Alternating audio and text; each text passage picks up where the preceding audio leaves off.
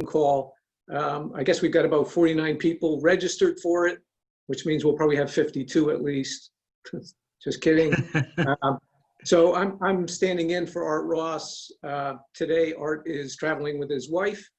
So he asked me to moderate this session with TimLescalleet from Griffin Industrial. So we'll get to Tim in just a minute. We do want to, as always, thank our sponsors.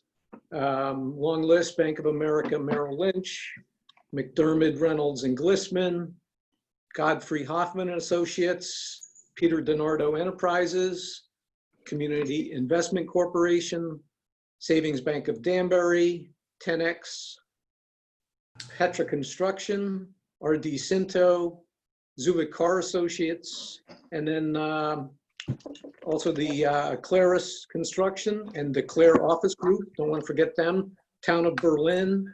And if I missed anybody, I apologize.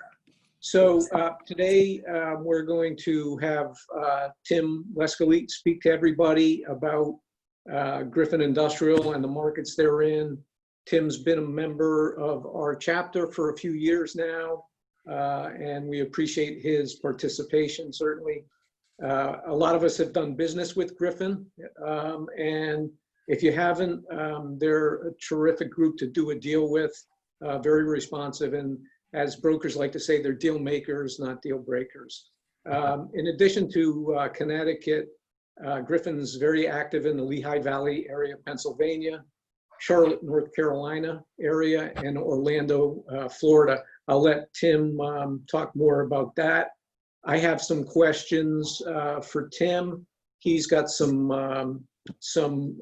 he's got a PowerPoint that we're going to run in a little bit to show you their products. If you have any questions, please tap on the chat button and that will come up and we will do our best to answer that. And I'm going to say about 30 minutes into this, we're going to try to unmute everybody and make everybody available on video. So if you have a question or a comment you want to shoot to Tim or anybody else, or just put something out there, you'll be welcome to do that. So without further ado, I'm going to pass it off to TimLescalleet. Tim, take it. Well, thank you. Good afternoon, everybody. Can you hear me okay? Yes. Yeah. All right, yep. Perfect.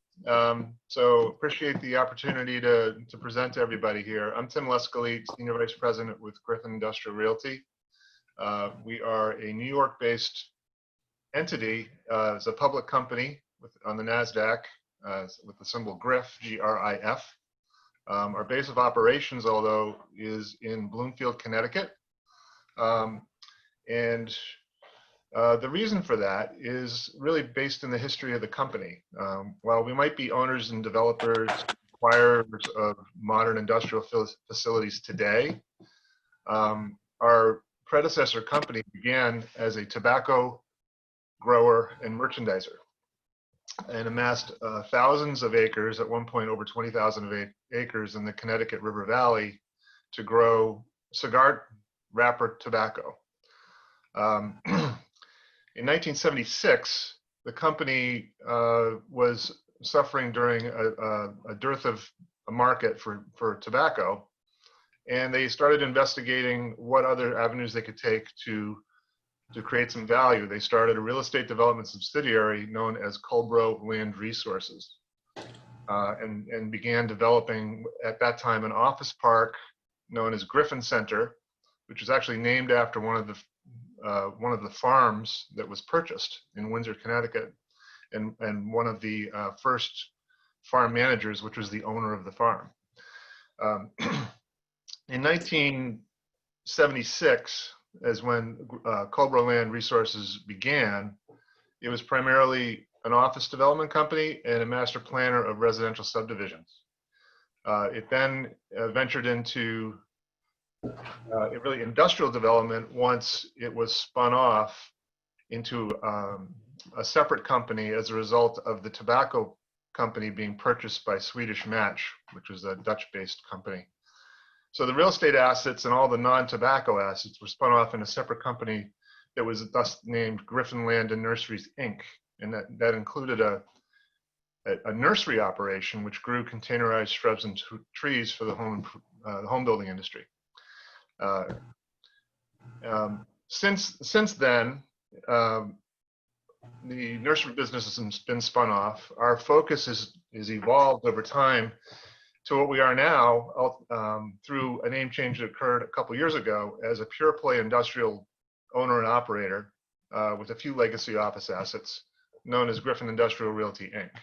And that is the public entity that we are today, still traded on the NASDAQ. And it is actually publicly known that our intention is to convert to a REIT with a target of doing so at the end of this year. In 2010, we started developing outside of Connecticut. We amassed a large industrial portfolio in the Windsor and East Granby market, most notably New England Tradeport Industrial Park. But we ventured into the Lehigh Valley in 2010 and started building. We purchased a building, industrial building, and then built 5 spec buildings in that market. And we're actually going to be starting a 6th later this year.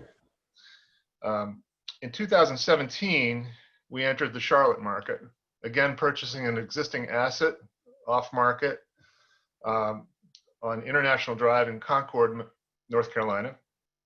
And then in 2000, and subsequently have developed 2 other buildings there with additional properties planned in the future.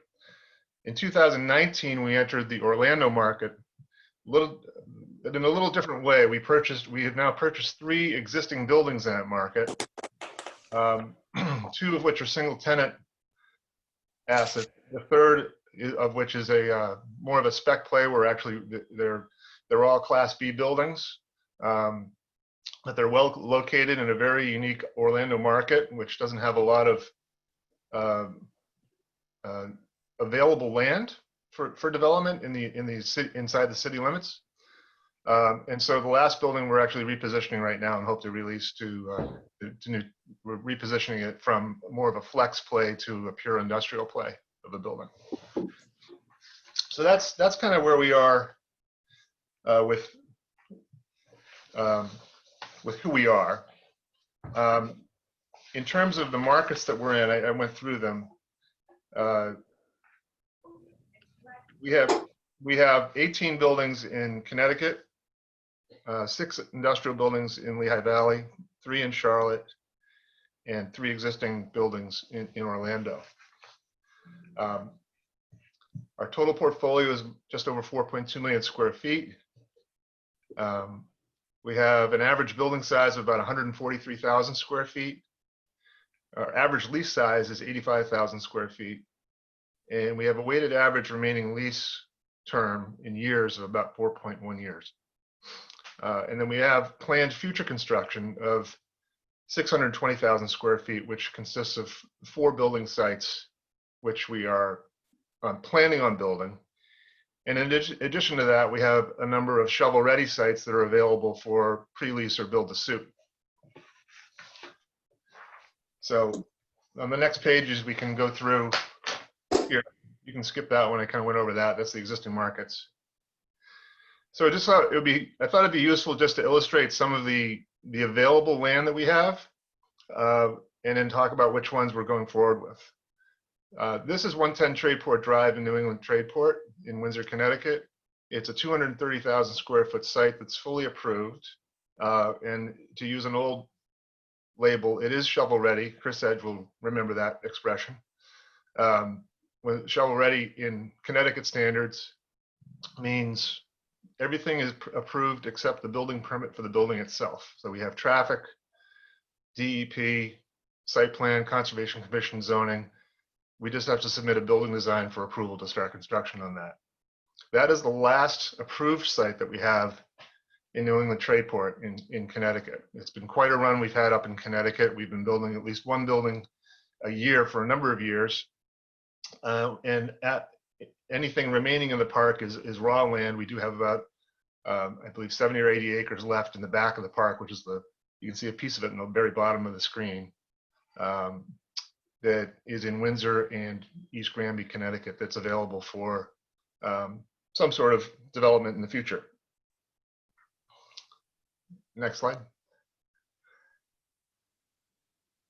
So again, this is the footprint. We're just going to go do a quick aerial and site plan of each property. 234,000 square feet. You can see there's lots of employee parking as well as lots of trailer parking. It is a single loaded facility, but you can see on the left-hand side of the screen, there is parking on that side, which could be repurposed for additional loading if one chose to do that. And at the very bottom of the screen, you'll see that there's some trailer spots for surplus trailer parking at the bottom. This is not presently slated for construction. It is available for pre-lease. You know, we'd love to see if we can put something together on it. Next slide.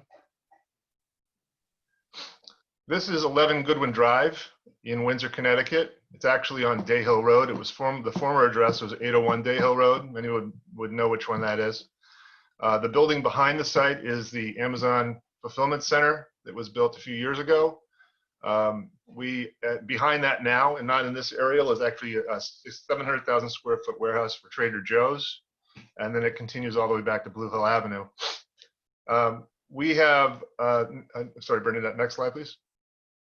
We have full approvals for a 67,000 square foot building, including an outside storage area, which comprises about 26 acres of the site closest to Amazon. It's in the back of the available land. This was actually first undertaken as part of what was going to be a build-to-suit for a tenant that decided otherwise, and we ended up with a fully funded approved site. So again, this is another shovel-ready site. We have all approvals except the building permit for this site. In addition, there's land in front of the building where you might be able to push the building forward and expand the building or revise your approvals so that, you know, a larger building could be built or separate buildings could be built in front of it. Next slide. 775 Marshall Phelps Road is also in Windsor, Connecticut. It's about a mile from Interstate 91 between exits 37 and 38. Next slide. It's fully approved for a 231,000 square foot double loaded facility. You see the loading on the top and the bottom of the footprint with additional parking to the left and employee parking in front. This is a spec approval, if you will, where we don't have any intention of building this on spec, but given that there was not a lot of available double loaded warehouse in the market, we decided that we'd take a crack at getting something fully approved in the event that somebody were to come along and do that. We've had some pretty good interest with it. Next slide. Moving down to Pennsylvania, 4741 Chaplains Road is in South Whitehall Township. It is approximately 120,000 square feet. We are starting construction on that next month. Next slide. You see it fronts Interstate 476. I'm sorry, 102,000, I said 120. It has a great visibility. It does lend itself for single or multiple tenant use, a single loaded facility with additional parking, additional trailer parking. Next slide. Okay, this project is in North Charlotte, up by, for those that are on the call that might know where the Carrier facility is, it's just to the north of the Carrier manufacturing facility on Old Statesville Road. We have approvals for 560,000 square feet. We intend to start construction on this later this year or early next year with one building. The one that's facing you now is most likely the one that we will start with. Next slide. And as you can see, there's two buildings that are equal in size, which are the two rear buildings. Building 1 fronts Old Statesville Road. Building 3 is the one that we, at present, have been thinking that would be the first one to start because of its configuration as something that is unique right now in terms of what's available in the market. That's not to say we couldn't start with any one of these differently, but it is fully approved. Next slide. So departing from spec land development, we entered the Orlando market in 2019 and started picking up individual buildings. We do like to get an initial building in a new market a beachhead, if you will, so that we can then understand the buildings and the market and the lay of the land, and then amass a portfolio in that fashion with buying other buildings or land for spec development. So 70 Sunport Lane is the third of the 3 buildings that we now own. This is the only one that was substantially vacant. There's 3 smaller tenants in on the right side of the building. And as you can see, it's a little bit different than what we normally would build. But it is 24-foot clear. And we're gutting it out. It was more of an R&D type of facility. Had 1 large tenant and 3 smaller tenants. There's actually a church at the end of the building that uses about 8,000 feet, and then a couple smaller tenants. And so our intent right now is what we're doing is gutting the inside of the vacant space. We have about 57,000 square feet that's available.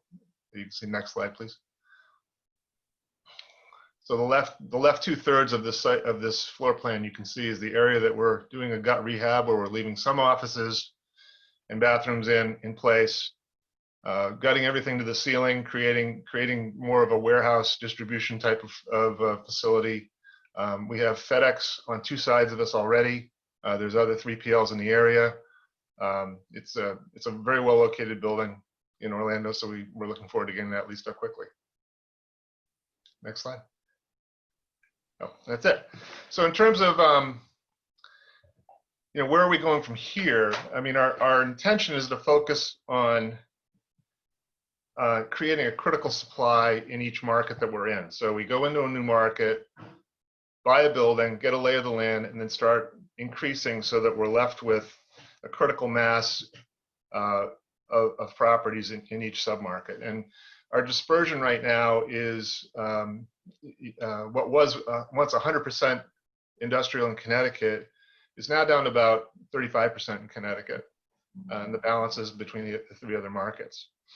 And so our focus is on finding critical supply chain properties for local or regional or multi-market distribution in markets that are growing, which is why we've gone to Charlotte and Lehigh Valley and Orlando. We will buy buildings, we will buy land, but when we buy land, it's not the land bank, it's for speculative development or pre-lease development or build to suit. And that's been our play going forward. Our interest in other markets right now, we have looked in Baltimore, Washington. It's a bit pricey down there, so we haven't found the right deal. We have been investigating Nashville. We have looked at smaller secondary markets than those, but so far we have not really targeted any to grow into. I would say the one that seems to be of most interest to us right now would be Nashville, which is a very difficult market to enter. And that's really my presentation in terms of who we are and what we're doing. Be happy to turn it back to Frank and see what comes next. Sure. Thanks very much, Tim. That you covered a lot in a short period of time. So I'm curious on buildings that are existing. What's an idea of your current vacancy rate overall? I imagine it's very low. In Connecticut, we're 100% leased. In Lehigh Valley, we're 100% leased. In Charlotte is really where our substantial vacancy is, because we built 2 spec buildings that came online in late 2018. So we have 1 full building at 134,000 square feet plus a 46,000 foot piece there. So that market from a statistic standpoint is not equal to what we have elsewhere, but it's because it's one of our more recent markets where we've brought product online. And then in Orlando, we are at about 10 to 12%, I guess, with the space that we have down there already. 15%. So Tim, I saw a question just popped up from Mark Duclos. Hey, Mark. He wants to know what makes a market difficult to enter. Is it pricing alone or other factors? Hi, Mark. It's a combination of both. I mean, no secret that pricing of existing buildings is just been astronomical of late, with so much capital chasing existing product. Industrial is the dream child right now of the asset classes. There is just capital sources from all over looking to get into a flight to stability, if you will, in terms of real estate investment. And that's been driving cap rates down and prices up. Even during these times, the pricings have been holding. I mean, I've seen some of the reports from brokerages about, there's not a lot, while velocity of sales has slowed, for industrial assets, there hasn't been a lot of modulation in cap rates in returns. So people are still looking to acquire these assets even during these times. There's also been a lot of projections about future development. I saw something recently, I think it was a Jones Lang report that was projecting there was a need for 1 billion square feet of new warehousing in the next 5 years. The number just keeps getting higher. These projections that we keep seeing, I think initially it was, 500 million, now it's 1 billion. And who knows if that's really the case, but it's certainly encouraging. Sounds like a rounded off number to me, 1 billion. Hey, speaking of COVID, I did want to ask you how COVID has complicated your business. Last night I attended it wasn't a zoning meeting, but an architectural review board meeting in a town. The meeting started at 5 o'clock, and I know a lot of the time these things start at 7 o'clock. And while COVID is a terrible complication in all our lives, it has promoted the use of Zoom and other platforms for a lot of these meetings. So, it was 5 o'clock and I got home and I took my shoes off and laid down on the couch and had my iPad just sitting in front of me for an hour or an hour and a half, whatever that was. What are you finding in terms of getting approvals in any location with COVID in place? Is it worse, better? What do you think? Well, I can answer in a number of ways. I think the hardest thing for us as a property owner of assets in multiple markets is we can't visit them presently. It's very difficult to handicap making a visit to Orlando, for example. Being a Connecticut-based company, we'd have to quarantine for 2 weeks when we came back from Orlando. So we're relying very heavily right now on our service providers in the other markets. We have a management and leasing agent, a management company and a separate leasing agent in Florida. We have a management and leasing company in Charlotte. We have a management company and a separate leasing agents in Lehigh Valley. And then in Connecticut, we handle mostly directly. We do have some assets which are mostly the office and R&D flexi assets are listed with leasing agents, but the ones in Connecticut are the ones that I handle directly. It's been interesting. I mean, there's tenants that need space that are looking to come in, and the decision makers need to come in from out of state, and that's been holding up decision making. So you have zoning approval meetings? Excuse me? You haven't had any zoning approval meetings that were done online yet? I've been attending a few Zoom meetings in various communities, and I will tell you there is a very high ratio of commissioners that like to have their pets sitting on their desk or in their lap during meetings. It's something that if there was one way, if there's just some way to just advise them that it would just be preferred not to have that. But I have been involved in some meetings, either directly as a presenter or just monitoring for activities that might affect our properties. But it's not the same as being in person, for sure. Right. So I see some other questions coming up here. Let me give you another one here. From Gary Holmes up in Massachusetts, your neighbor. How did you decide to design double loaded on your site in Windsor, Connecticut? Does Griffin have experience with this product? So starting 3 or 4 years ago, actually even before then, we used to get a lot of inquiries for double loaded warehousing for tenants that were coming in from the Midwest or the West Coast or just anywhere outside of the Northeast. And people just don't build a lot of these. There's a lot of reasons for it. You can't get as much leasable area of a building if you're paving 2 sides of the building for truck courts. So that has an effect on things.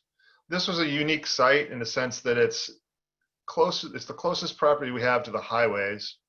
It has its issues configuration wise, and also just in terms of its development capacity because of wetlands and the types of soils and other things. And so we decided that it is, to answer Gary's question, we don't have a facility. We have one facility like this, which is the tire rack facility. It was a build-to-suit. Everything else we have that we build on spec is single loaded. The tenants, many of the tenants that we have in our single loaded facilities would prefer to have a double loaded facility, but they can't find that product. And so instead they're doing a U-shaped distribution pattern through the space. So they're bringing the in-loading comes in and goes through the middle of the space, and then the loading goes on the other end. So while it might not be the most efficient thing for users, it's the most efficient thing for a developer, and I think that's why you see the dearth of double-loaded warehousing in the Hartford market. This site just led itself to something that, there were areas that were not able to be built on, and so we decided that we would spec a plan for that. And we've had a few users that have taken a look at it. I can't say we have anybody for it presently, but we'd be happy to talk to somebody. Do you expect to get a higher per square foot rental rate for that because it's a specialty type building? So far we haven't seen that in the market. It's just it's more about being the orange in the apple pile. So Brian Atherton asked how you're seeing construction costs presently. Well, that's an interesting question. I'd say when we started going into other markets, we realized that costs were much lower as you went south. And now that was over 10 years ago. There was as much as a 15 to 20% differential in labor, total construction costs of 10 to 15%. Today, that has been flattened. There's been so much development activity in these other markets that labor is tight. The current times materials are going up, not so much because of availability, but it's really deliverability. And so while even though development may have slowed down slightly, pricing has not yet adjusted for us. We're only beginning to see it. We do have one project that we decided to rebid because we thought there would be some savings in doing so. So when we were having our warm-up call a couple of days ago, you said something that really I found very interesting, and I want you to talk a little bit about construction in the three different areas. But here I'm in Southern Connecticut, and any building project I've been involved in, it's either rocky, wet, or polluted, and if it isn't any of those three, it's all of those three. Which makes building down here very expensive. You made the comment about the Windsor market. Why don't you just repeat what you said about the soils there? I was really amazed. So the Connecticut River Valley is actually a glacial lake bed. And so the Connecticut River is what's left of what was a lake. And because of that, the glacial till that was left behind is really just that. It's glacial till and coarse sand. And you couple that with, in most of our locations, a very low water table. It makes for great terrain to build on because it's structural already.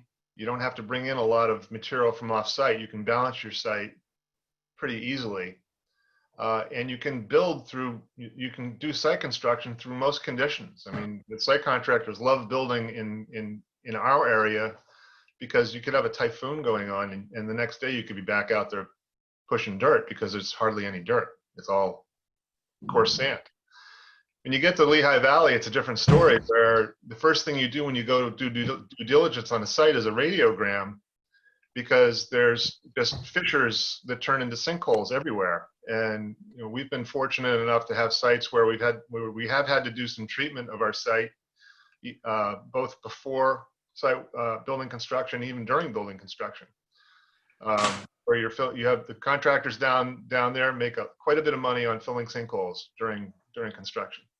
So if you're building spec in Lehigh Valley, make sure your contractor, you're pushing on them to get the roof on the building as quickly as possible, because rain is not your friend in that market.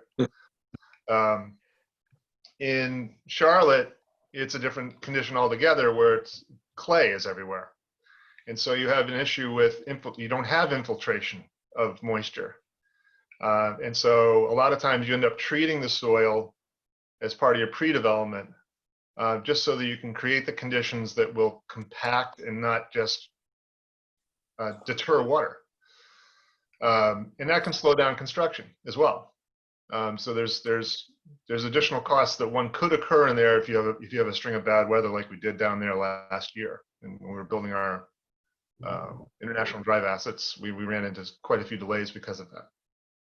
When you get down to Orlando, it's all crushed coral, and it's also very porous, but the water table is also very high.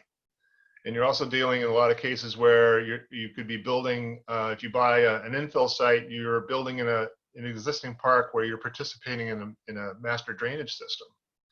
And so there's a lot more that needs to be understood about how you fit in to that environment.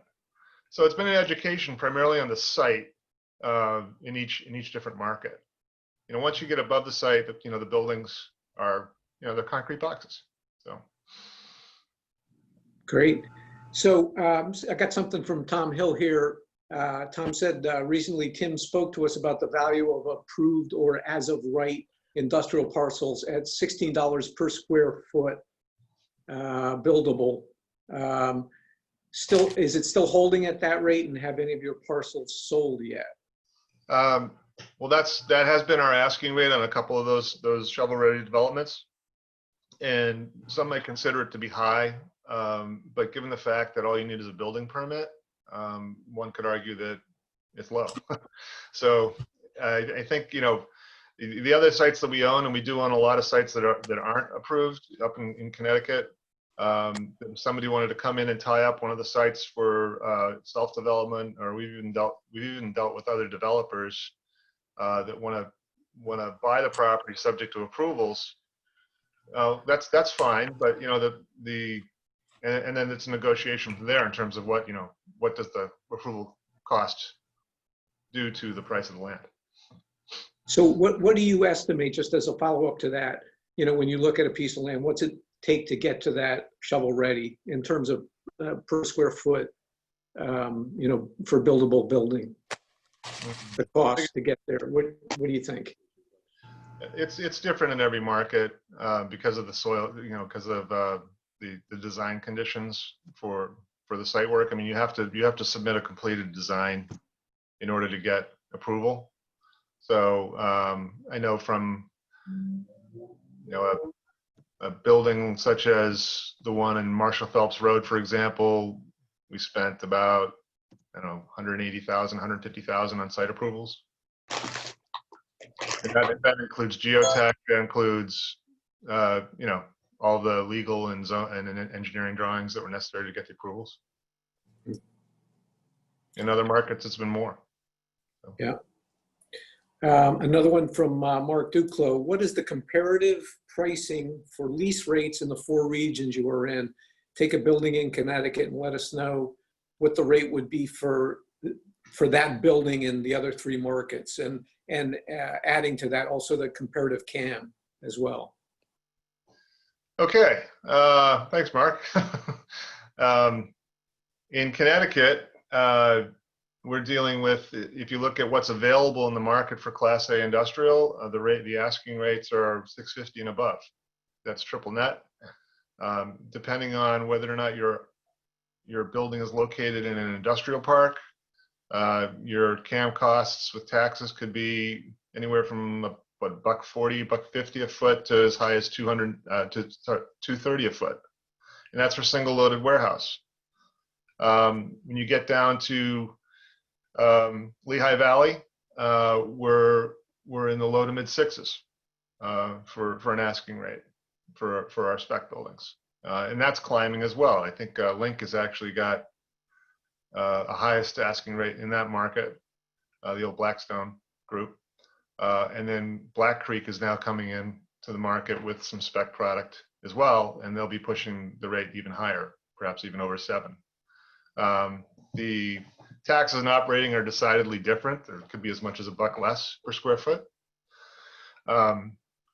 When we get down into Charlotte, it's decidedly different. I mean, we have asking rates for well-positioned Class A property that is trying to get into the high 5s, even 6. But then you also have developers that are doing deals at 5 and even below. There's something down there called the Silverman factor, which is a developer, national developer that tends to come in and kind of underwrites their properties differently, and they can deliver a lower rate and even higher TIs given their strategy.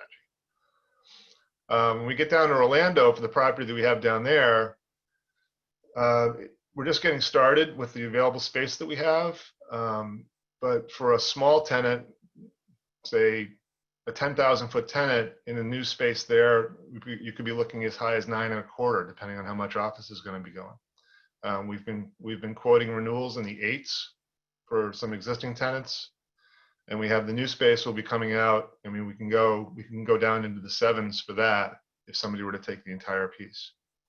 So it's decidedly different than the other markets, but it's also a different product. I would say that the higher bay, larger format warehouse and industrial properties are probably comparable to Lehigh Valley in Orlando. Great, thanks. So I did promise that I was going to ask Bernadette to put everybody back on video so everybody can see each other. And if you have a question you would like to ask Tim directly or to anybody else that you see on the screen, I'm going to say let's just have a sort of an open chat. We'll keep you muted. If you raise your hand, we'll try to unmute as we see people want to chat a little bit. So while Bernadette goes ahead and does that, Tim, I'll just ask you one more question. As it relates to COVID, sort of, how is financing on deals going? And we all see great rates. How are you guys seeing it? Well, I think acquisition financing is tough right now. I think the lenders are only beginning to kind of come back in to look at financing an existing building. We've seen that even on the disposition front, and been advised. We have a couple of office buildings that we were in the market with earlier this year that we took off the market because the advice was that while the buyers might be interested, they're not going to get the most attractive financing right now. So best to wait. And so hopefully that will change. We self-fund most of our development, actually all of our development.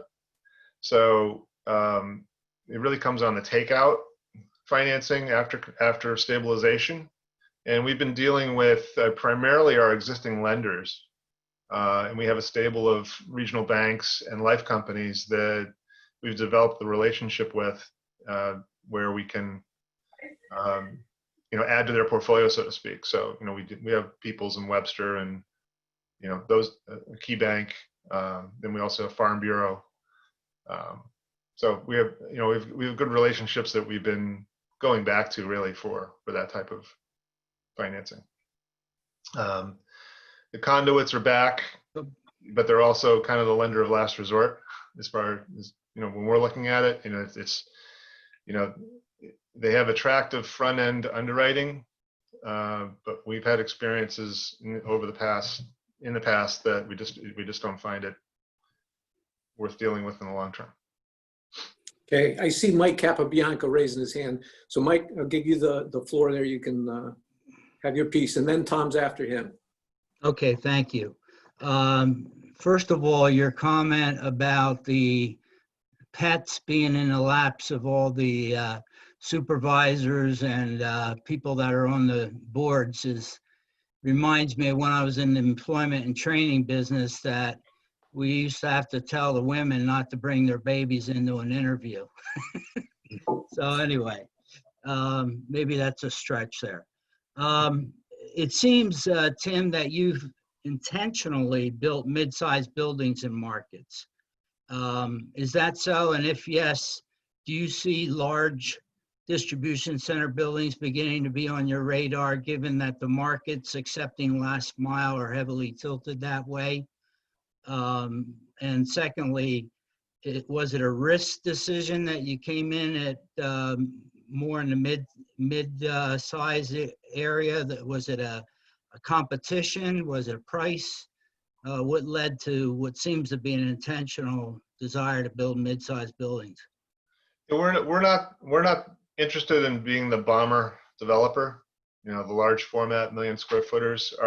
We started off in Connecticut by really, I like to call our industrial park in New England Tradeport, it's really a geologic time study. I don't know. It's just, we started that park in the late 1970s with 40, 50, and 60,000 foot buildings, and we're ending it with 300,000, 240,000 foot buildings. And there are some 1,000,000 square footers in the park, but those are not ones that we own. We actually sold the land to the users, the Walmarts and the Walgreens and the Dollar Trees and even the Amazons. Those are all our land deals, but we did not want to put all our eggs in that size of a basket. So in Hartford, the buildings that we're building today are considered large for the market. When you get into Lehigh Valley, they're small. But we entered the valley at a time when everybody was building large. And meanwhile, there's a very strong user base in the Lehigh Valley that's been, I don't want to say overlooked, but I just think the economies of scale that these other developers were looking at maximizing and leveraging was different than how we were looking at the market. So we thought that there was an infill opportunity to come in and build the 150 to 250,000 foot building, because it allows for some diversity and flexibility. We can go single tenant, we can do multiple tenant, and we have both. And so that's been our plan from the get-go. It wasn't as a result of anything other than that was our true interest as we get into the market. And the same holds true for going into Charlotte and Orlando.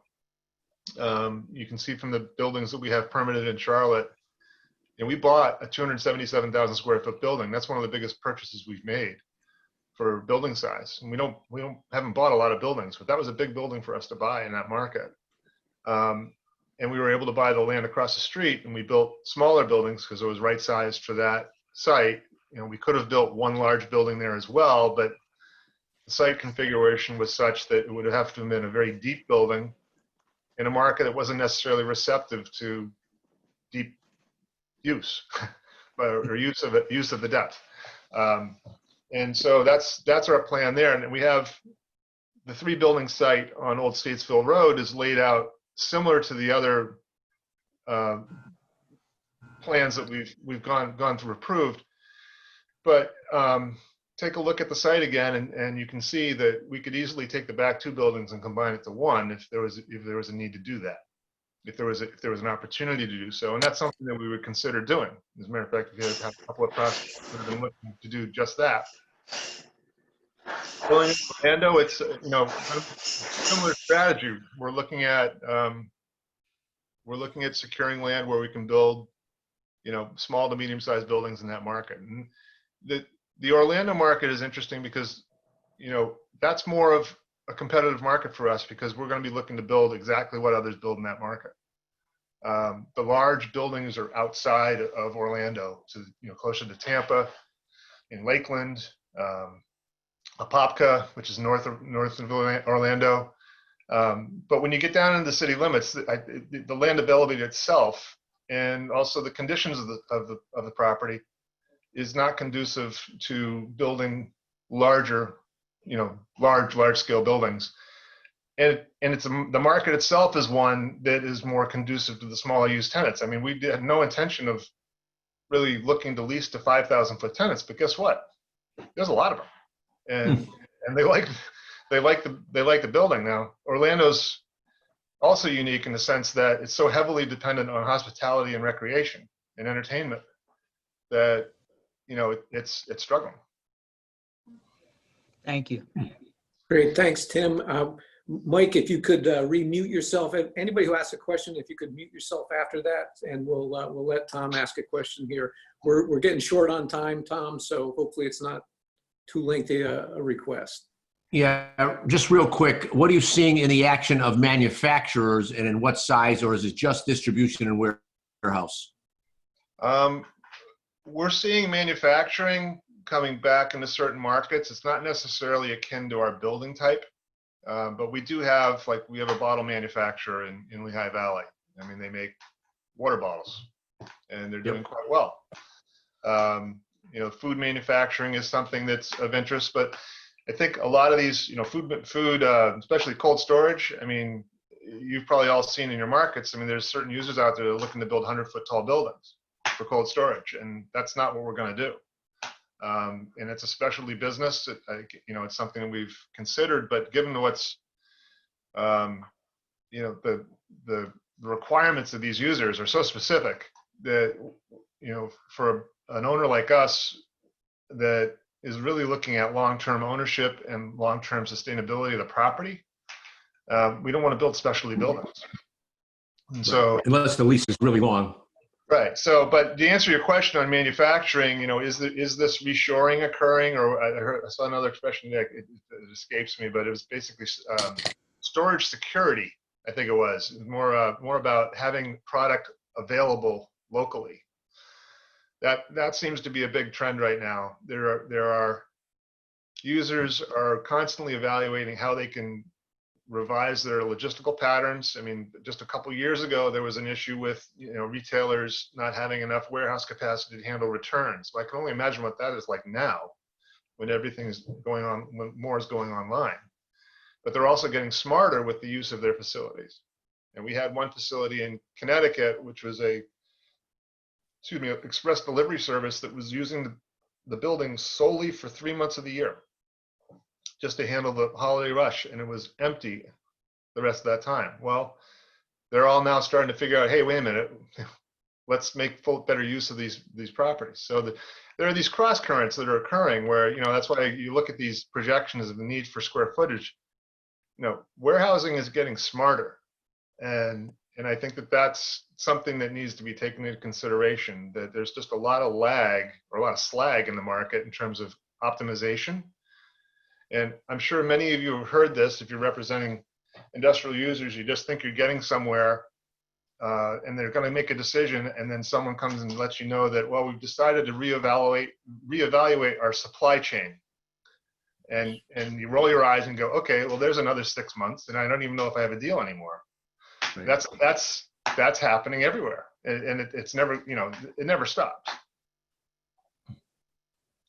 Thank you. Great, thanks, Tim. One last, you know, I can't see everybody, but I'll say one last question if somebody wants to unmute themselves and ask Tim a question. I guess you passed Tim because nobody else has a question. Well, so you know, what's that? It's Chris Edge. Can I ask one? Go, Chris, go. Sure, Tim. In Berlin, we have a large amount of manufacturers, and wondering, is there a manufacturing supply chain? Because we have a bunch of manufacturers. They use a whole bunch of stuff. I'm wondering if you've ever dealt with that, or if there actually is a supply chain for manufacturers, because there's so many in Connecticut. It's more of a curiosity question. You know, I can't really speak to the connection of our tenants and their clients in terms of how many may and do support the manufacturing community. You know, I've been with Griffin for 18.5 years now, and there's always been a disconnect between manufacturing and warehousing. I've never really seen a lot of manufacturing, you know, up around the airport. I agree with you. You know, your Berlin market has always been the manufacturing core. But it's an interesting question, Chris, because, you know, one would think that you'd want to have your warehousing closer to your client, and I would expect that this will happen, and perhaps you'll see more warehousing in Berlin, and we'll see more manufacturing in Windsor, and we'll just have to see how it goes. I think there's logistical reasons for being located where we are in Connecticut for warehousing. I think there's manufacturing reasons for being located in Berlin. You know, and it could be labor related, it could be highway related, it could be rail related. I would say there's probably people coming into this market for manufacturing want to go where the skilled labor is, and that's probably closer to your market. Thank you so much, Tim. Great job today. Thanks to you. So with that, we try to keep it to 45 minutes. We're just a few minutes over that, but we're going to call it a day. First of all, thanks to everybody that tuned in. We really do appreciate it. And feel free to, any of the SIORs out there, feel free to join us anytime for one of these Zoom calls. Next, I want to thank Bernadette, who puts all this stuff together for us and makes it as seamless as it can be for us brokers. And certainly last but not least, Tim, thank you very much. You gave us a lot of really good information, and I know we all look forward to doing our next deal with you. So thank you, and we'll see you soon.